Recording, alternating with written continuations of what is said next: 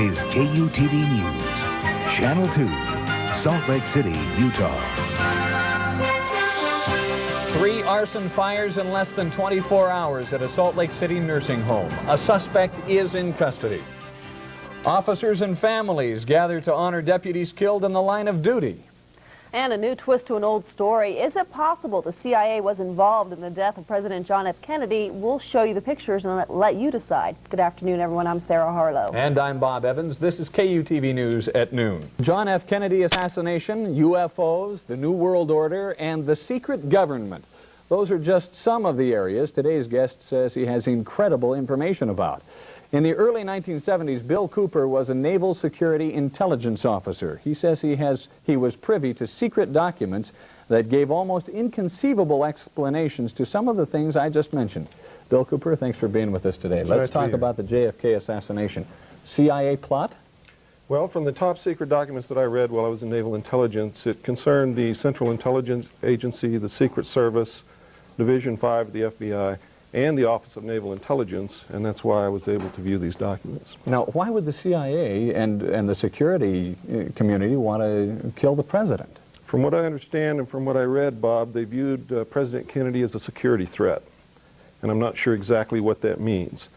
But the documentation clearly said that the assassin was the driver in the car in which he was riding in Dallas on that day, and it was plainly visible in a film withheld from the public. Now, you brought that film with you. Let's take a look at that if we can. Here's the film. Go ahead and narrate this for us, will you? Well, it took me 16 years to find this film because it has really been withheld. And what you're seeing here is the motorcade on Elm Street passing in front of the book depository building. Kennedy has been shot in the throat, and Jacqueline is pulling him toward her, trying to comfort him, and she's in shock. At this time, you see the driver turn around with a pistol in his left hand, firing over his right shoulder, and shoots the president directly in the head. Here's a repeat of it, yeah. The weapon, watch the driver, his name is William Greer. He was, in fact, a Secret Service agent. The weapon is an electrically operated, gas-powered assassination pistol built especially for the Central Intelligence Agency. You don't see any puff of smoke from... That's correct. Because what you think is a pistol there in the right-hand corner, lower right-hand corner. That's correct. Why is that? Well, it's an air-operated pistol. It's pneumatic.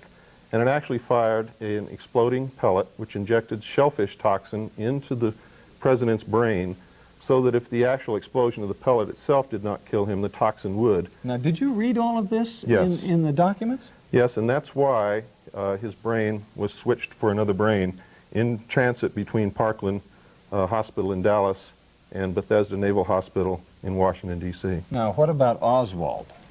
Oswald was a patsy. We have a photograph of him actually standing in front of the book depository building in the doorway watching the motorcade as it goes by. That is Lee Harvey Oswald there. You can look at his clothing, and you can see in a following picture, I don't know if they're going to show it here, but we also have photographs of him when he was under arrest. Yeah, we don't have that, but I have seen that photograph, and they do look quite similar. The clothing is very Absolutely. similar. We've also done body measurement proportion comparison analysis between the two photographs, and there's no doubt it's Lee Harvey Oswald. This is incredible. Why isn't it that the CIA has silenced you? Why haven't they silenced you?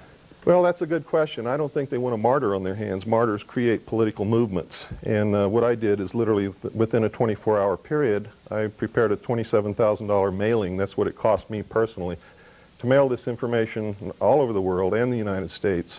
And so they're faced with a dilemma. Do they allow me to speak and allow people to doubt what I'm saying, or do they do something overt toward me to silence me and thus verify that everything that I have said is true? Now, what about Jackie Kennedy? She was in the car with the president right there, and we saw her later in that film trying to get out of the car. Yes. Why hasn't she said something? Well, it's obvious. You have to understand that the Secret Service was a participant in the plot to assassinate the president. She saw William Greer shoot her husband. She tried to get out of the car because she had every reason to believe that she might be left. She saw Connolly hit. She saw her husband hit. She tried to exit. Her own personal bodyguard, Clint Hill, tried to put her back in the car and succeeded. But you have to understand that her children for the rest of their life are guarded by the Secret Service. She is also under protection of the Secret Service. A better thing might be, say, captive. you might say. You have a seminar coming up on Saturday at Taylorsville High School Auditorium. All the tickets are available at all Smith Tix locations. But you'll talk about this, and you'll talk about a bunch of other things. Many as other well. things. Saturday, 11 a.m. All right, Bill Cooper, thanks for being with us. We appreciate it. Thank you, Bob. When we come back, we will continue our look at multiple personality disorder when the News at Noon continues.